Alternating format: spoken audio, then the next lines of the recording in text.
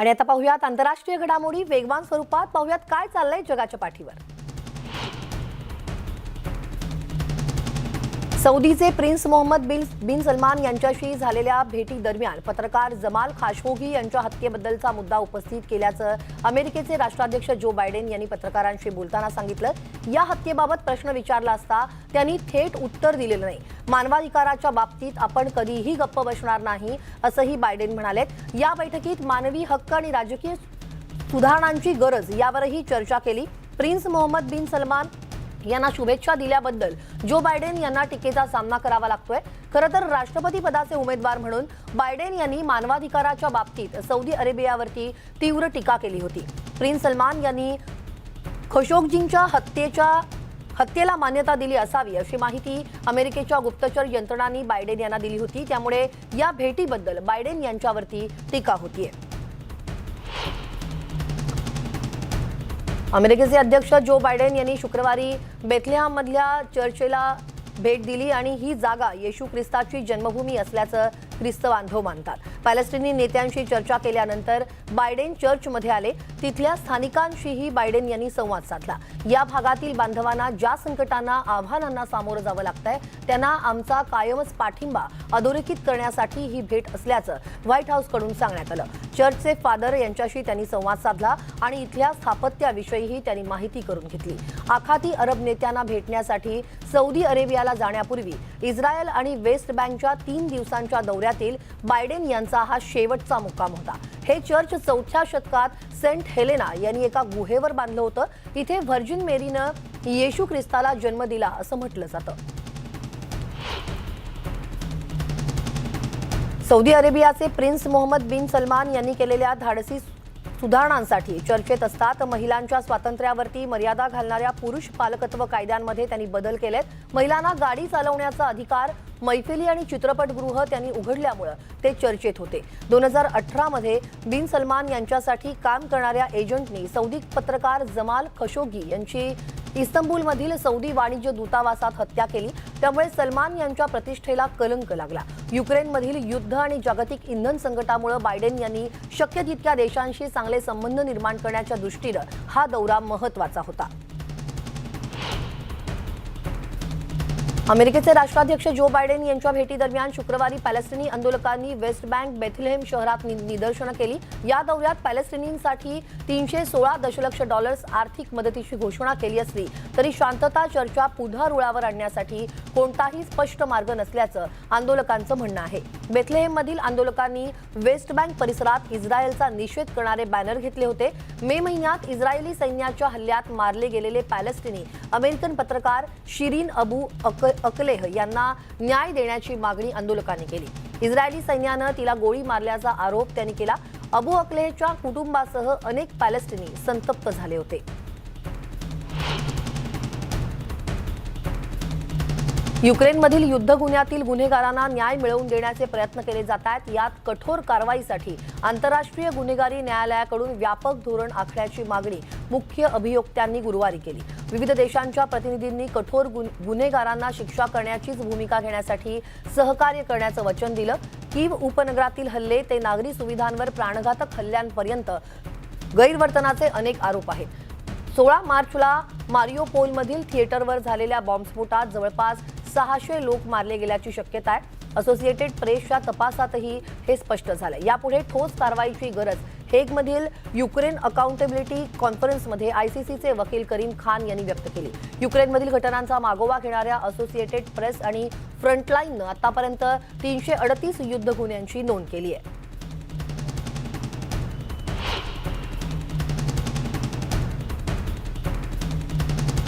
लुहान्स्कमधल्या हवाई हल्ल्याला युक्रेनकडून प्रत्युत्तर देण्यात आल्याचं रशियन फुटीरतावाद्यांनी सांगितलंय। लुहान्स्कमध्ये स्फोटामुळे आग लागल्याचं रशियन वृत्तसंस्थेच्या फुटेजमध्ये दिसतंय। युक्रेन सैन्यानं अमेरिकन बनावटीच्या हिमास या रॉकेट सिस्टमसह या स्थळांना लक्ष्य केल्याचं दिसतंय। रशियानं युक्रेनमध्ये बाशतांका शहरावरती गुरुवारी सकाळी केलेल्या गोळीबारात एका व्यक्तीचा मृत्यू झाला। निवासी इमारत, हॉटेल आणि शैक्षणिक संस्थांचं यात नुकसान झाल्याचं आपत्कालीन सेवांकडून सांगण्यात आलं।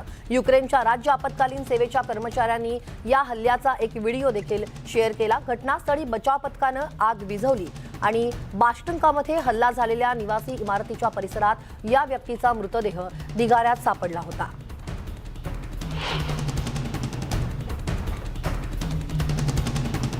पूर्व युक्रेनमध्ये आणखी हल्ले करण्यासाठी लष्करी कारवाया तीव्र करण्याच्या तयारीत रशिया आहे। युक्रेनच्या लष्कराच्या प्रवक्त्यानं बुधवारी ही माहिती दिली।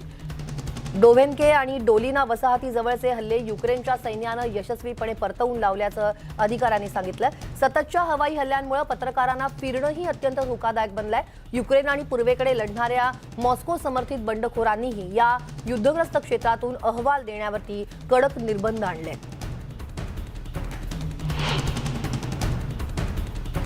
युरोपियन महासंघातील सहभागी देशांकडून युक्रेनला आणखी आर्थिक मदत केली जाणार आहे। रशियाच्या हल्ल्यामुळे युक्रेनची आर्थिक घडी विस्कटलेली आहे। 27 देशांच्या गटाच्या अर्थमंत्र्यांकडून या प्रस्तावाला मंजुरी मिळाली आहे। युक्रेनच्या सरकारला 1 बिलियन युरोची मदत कर्ज स्वरूपात देण्यात येणार आहे। या रकमेमुळे यावर्षी युक्रेनला युरोपियन युनियनकडून मिळालेल्या आर्थिक सहाय्याची एकूण रक्कम 2.2 अब्ज युरो इतकी झाली आहे। युद्धग्रस्त युक्रेनला या आर्थिक मदतीमुळे सावरण्यासाठी थोडी मदत मिळेल आणि रशियाच्या युद्धामुळे उद्भवलेल्या आव्हानांना सामोरं जाण्यासही बळ मिळेल असं मत उपाध्यक्ष वाल्डीस डोब्रोव्स्की यांनी व्यक्त केलं। युद्धानंतरच्या पुनर्बांधणीसाठी 750 अब्ज अमेरिकन डॉलर्स खर्च होतील असा अंदाज युक्रेनने गेल्या आठवड्यात दिला होता। दरम्यान अर्थव्यवस्था सुरळीत ठेवण्यासाठी युक्रेनच्या सरकारला दरमहा सुमारे 5 अब्ज युरो लागतील असा अंदाज आहे आणि 5 महिन्यांच्या युद्धात आफ्रिकेतील संभाव्य अन्न टंचाईपासून ते युरोपियन युनियनच्या इंधन पुरवठा आणि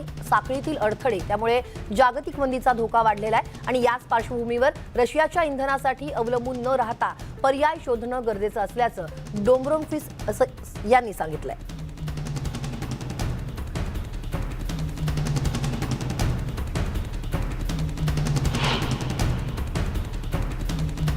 युक्रेनच्या लुहान्स्क प्रांतात धान्य निर्मितीचं काम सुरू आहे। सध्या देशात सुरू असलेल्या युद्धजन्य परिस्थितीचा शेती कामावरती परिणाम जाणवत नसल्याचं धान्य उत्पादकांचं म्हणणं आहे।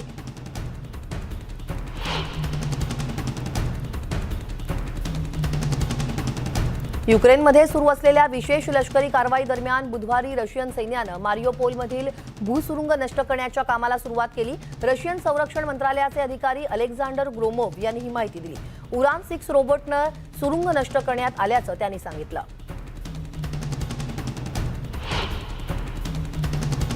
युक्रेनमध्ये रशियाची लष्करी कारवाई सुरूच आहे। सीव्हीएरो डोनेस्कमधील एका निवासी इमारतीचं गोळीबारात मोठं नुकसान झालंय। रशियन संरक्षण मंत्रालयानं हानी झालेल्या भागांविषयीची माहिती दिली आहे। इमारतीला आग लागल्याचं प्रत्यक्षदर्शींनी सांगितलंय। 2 आठवड्यांपूर्वी रशियन सैन्यानं ताब्यात घेतलेल्या शहरातील राहणीमान बिघडल्याचं युक्रेनच्या प्रादेशिक अधिकाऱ्यांनी सांगितलंय। सीव्हीएरो डोनेस्कमध्ये पाणी, वीज, सांडपाणी या प्रकारची कुठलीही व्यवस्था नाहीये।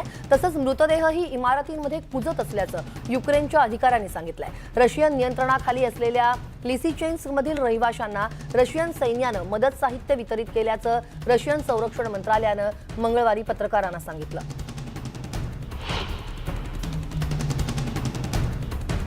युक्रेनमधल्या रशियाच्या लष्करी कारवायांवरती जाहीर टीका रशियातील एका प्रमुख विरोधी नेते इल्या याशिन यांच्यासाठी अडचणीची ठरलेली आहे। या टीका केल्याबद्दल चौकशीसाठी आणि खटला चालवण्यासाठी कोठडीत ठेवण्याचा निर्णय रशियामधील न्यायालयानं बुधवारी दिला। रशियन सैन्याबद्दल खोटी माहिती पसरवल्याचा आरोप त्यांच्यावरती ठेवण्यात आलाय।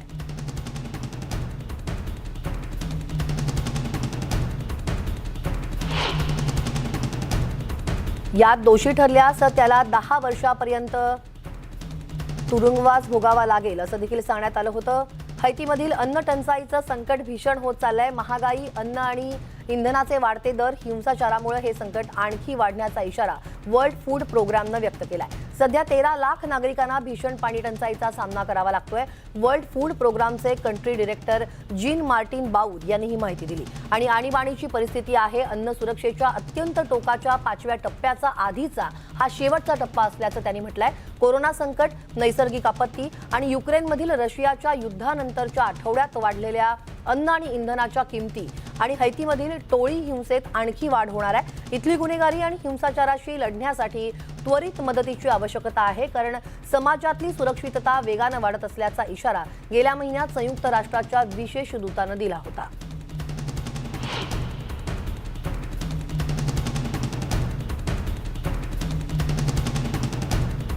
रोममध्ये पर्यटनासाठी आलेल्या अमेरिकन नागरिकांनी युरो आणि डॉलरचं मूल्य सारखं झाल्यानं आनंद व्यक्त केला। हे मूल्य समान झाल्यानं या पर्यटकांना डॉलरच्या मूल्यातच हवी तशी खरेदी करणं शक्य होणार आहे। दोन्ही चलनं 20 वर्षांच्या नीचांकी पातळीवरती व्यवहार करतायत, कारण अमेरिकन व्याज दरांसह डॉलरमध्ये वाढ झाली आहे, जे गुंतवणूकदारांना उच्च परतावा देण्यास वचनबद्ध आहेत। आणि आता युरोचं मूल्य समान पातळीवरती आलंय। उदाहरणार्थ एका वर्षापूर्वीच्या तुलनेत 15% कमी, याचा अर्थ युरोमध्ये केलेली विक्री पूर्वीपेक्षा कमी डॉलर्सची आहे। जर्मनीतील चलनवाढीमुळे येत्या काही महिन्यात देशाची आर्थिक स्थिती आणखीन बिघडू शकते, त्यामुळे कायमस्वरूपी उपाय करणं आवश्यक असल्याचं मत अर्थशास्त्रज्ञांनी व्यक्त केलंय। फेडरल स्टॅटिस्टिकल ऑफिसच्या मते जूनमध्ये वार्षिक ग्राहक किंमत चलनवाढीचा दर जूनमध्ये 7.6% होता, जो मागील महिन्यात गाठलेल्या 7.9%च्या अर्धशतकातील उच्चांकापेक्षा थोडा खाली होता। युक्रेनमधील युद्धामुळे वाढलेल्या ऊर्जेच्या आणि आता अन्नाच्या किमतीत वाढ झाल्यामुळे युरोपच्या सर्वात मोठ्या अर्थव्यवस्थेत महागाई वाढली आहे। कमी वेतन मिळवणाऱ्यांसाठी आणखी दिलासा देण्याचं आवाहन केलं जात आहे आणि सरकारनं ताबडतोब नवीन प्रभावी आणि दीर्घकाळ टिकणारे उपाय योजले पाहिजेत।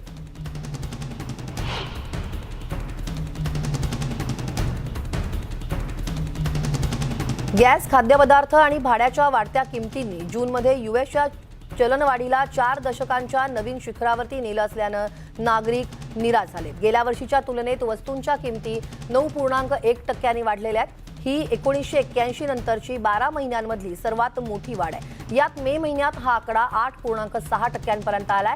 एप्रिल ते मे पर्यंत किमती 1% वाढल्यानंतर मे ते जून या काळात किमती 1.3% वाढल्या। त्यात रिअल इस्टेट मार्केटला आधीच महागाई आणि वाढत्या व्याजदराचा परिणाम जाणवतोय। अमेरिकेचे संरक्षण सचिव लॉयड ऑस्टिन यांनी बुधवारी ऑस्ट्रेलियन उपपंतप्रधान आणि संरक्षण मंत्री रिचर्ड मार्ल्स यांचं पेंटागॉनमध्ये स्वागत केलं। यावेळी दोन्ही नेत्यांनी जपानचे माजी पंतप्रधान शिंजो अबे यांना श्रद्धांजली वाहिली। त्याचबरोबर जपानचे आंतरराष्ट्रीय संबंध दृढ करण्याच्या भूमिकेबद्दल चर्चा देखील केली। ऑस्टिननं रशियन आक्रमणानंतर युक्रेनला पाठिंबा दिल्याबद्दल ऑस्ट्रेलियन सरकारचे आभार मानले। दोन्ही देशांना पॅसिफिकमध्ये नियम अधिक मजबूत करण्यावरती भर द्यायचा आहे आणि त्या दृष्टीनेही त्यांची चर्चा झाली। या भागात चीनचा वाढता प्रभाव या दोन्ही देशात चिंतेचा विषय आहे। ब्रेकनंतर या बुलेटिनमध्ये तुमचं पुन्हा एकदा स्वागत। पाहूयात काय चाललंय जगाच्या पाठीवर वेगवान स्वरूपात। वेब स्पेस टेलिस्कोपवरील 2 तज्ज्ञांनी बुधवारी नासानं आयोजित केलेल्या पॅनलमध्ये भविष्यातील अंतराळ संशोधनासंदर्भातील महत्त्व सांगितलं। नासानं या आठवड्यात नवीन जेम्स वेब स्पेस टेलिस्कोपनं घेतलेलं पहिला फोटो प्रदर्शित केलाय, ज्यामध्ये वेळ आणि अंतर या दोन्ही गोष्टी अगदी दूरपर्यंत पाहिल्या जातील। या वेब प्रकल्पातील माझ्यासाठी खरोखरच अविश्वसनीय गोष्टींपैकी एक गोष्ट आहे ती म्हणजे ताऱ्यांच्या जन्मापासून आणि त्यांच्या सभोवतालच्या ग्रहांचा तसंच पूर्णपणे तयार झालेल्या एक्सोप्लॅनेट्स पर्यंतच्या सर्व गोष्टींचा अभ्यास करणं आहे, अशी प्रतिक्रिया वेब प्रकल्पाचे शास्त्रज्ञ अलेक्झांड्रा लॉकवूड यांनी दिली आहे।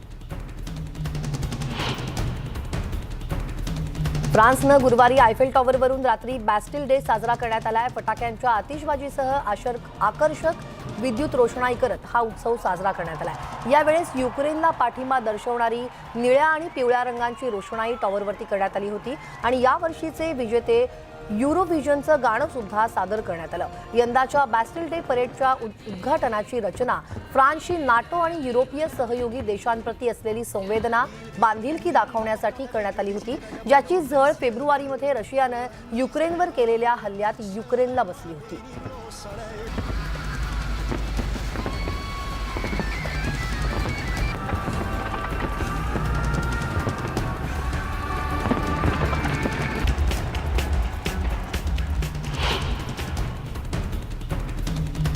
कॅलिफोर्नियाच्या योसेमाइट नॅशनल पार्कमधील सेक्वियासच्या ग्रोव्हला धोका निर्माण करणारा वणवा बुधवारी पेटला होता। सिएरा राष्ट्रीय जंगलात पूर्वेकडे ही आग लागली होती। वॉशिपनं 5.8 मैल क्षेत्र या वणव्यामुळे जळून खाक झालं. 7 जुलैला आग लागल्यामुळे ती पसरत गेली आणि संपूर्णपणे राष्ट्रीय उद्यानात ही आग पसरली गेली होती. दरम्यान प्राचीन सिक्वियाच्या मारिपोसा ग्रोव्हला भेट देणाऱ्यांनी धूर येत असल्याचं सांगितलं. आग कशी लागली हे अद्याप कळू शकलेलं नाहीये. हा गुन्हा आहे की घातपात हे देखील याचा देखील शोध घेतला जातोय.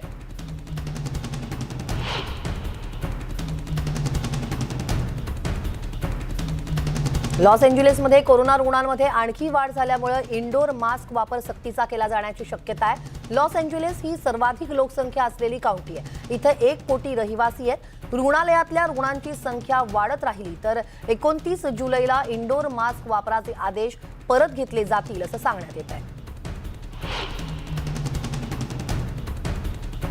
व्हेनिस आंतरराष्ट्रीय चित्रपट महोत्सवासाठी स्पर्धेच्या ज्युरीचं अध्यक्ष म्हणून काम करण्यासाठी ज्युलियन मूर यांची निवड करण्यात आली आहे. महोत्सवाचे संचालक अल्बर्टो बार्बेरा यांनी ही घोषणा केली आहे. या महोत्सवात फ्रेंच दिग्दर्शक ऑन्ड्रे दिवान यांच्या हॅपनिंग चित्रपटानं गेल्या वर्षी गोल्डन लायन जिंकला. लेखक काझुओ इशिगुरो आणि इराणी अभिनेता लीला हतामी यांचाही यामध्ये समावेश आहे. इटलीच्या द इनर केस सिनेमाचे दिग्दर्शक लिओनार्डो डी कोन्स्टान्झो आणि अर्जेंटिनियन चित्रपट ऑफिशियल कॉम्पिटिशनचे निर्माते मारियानो कोहन आणि द कॅन्डिडेट सिनेमाचे रॉड्रिगो सोरोगोयन यांचा देखील या परीक्षकांमध्ये समावेश आहे. ऑस्कर पुरस्कार सोहळ्यात जुलिया रॉबर्ट्स यांना आयकन अवॉर्ड या प्रतिष्ठित पुरस्कारानं सन्मानित केलं जाणार आहे. ऑक्टोबरमधल्या कार्यक्रमात त्यांचा गौरव केला जाणार आहे. त्यांच्या कारकिर्दीतील विविध भूमिकांमुळे या लोकप्रिय अभिनेत्री आहेत. त्यांनी साकारलेल्या विविध भूमिकांना चाहत्यांची कायमच पसंती देखील मिळालेली आहे. एरिन ब्रोकोविच सिनेमासाठी 2000 साली त्यांना ऑस्कर पुरस्कारानं सन्मानित करण्यात आलं होतं. दिग्दर्शक स्टीव्ह मॅकविन, अभिनेता टिल्डा स्विंटन आणि पॅरासाइट या गाजलेल्या सिनेमाचे निर्माते मिकी ली यांना 15 ऑक्टोबरला लॉस एंजेलिसमध्ये होणाऱ्या सोहळ्यात सन्मानित केलं जाणार आहे.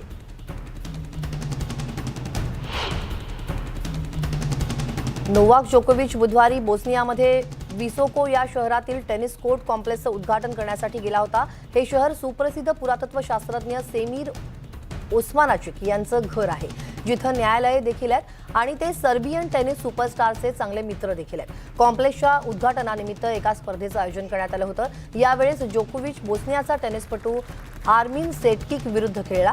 क्रोएशियन टेनिस स्टार इगोर या स्पर्धेत इगोरनं देखील भाग घेतला होता.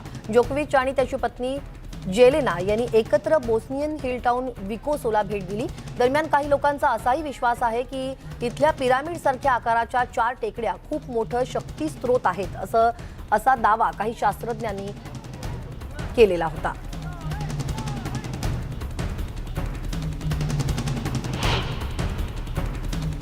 हॉलिवूड थिएटरमधील एका रिकाम्या 2 मजली इमारतीला आग लागली होती. त्यामुळे आगीच्या प्रचंड ज्वाळा पसरण्यात त्यानंतर सुरुवात झाली. सुमारे 80 अग्निशमन दलाच्या जवानांनी आग विझवण्यासाठी प्रयत्न केले. लॉस एंजेलिस अग्निशमन विभागाच्या म्हणण्यानुसार नॉर्थ लास पाल्मास एव्हेन्यूच्या 1400 ब्लॉकमधील माजी हॉलिवूड प्लेहाऊसमध्ये सकाळी 9च्या सुमारास ही आग लागली. आगीमुळे धुराचे लोळ हवेत पसरले होते मात्र यामध्ये सुदैवाने कोणालाही दुखापत झालेली नाहीये.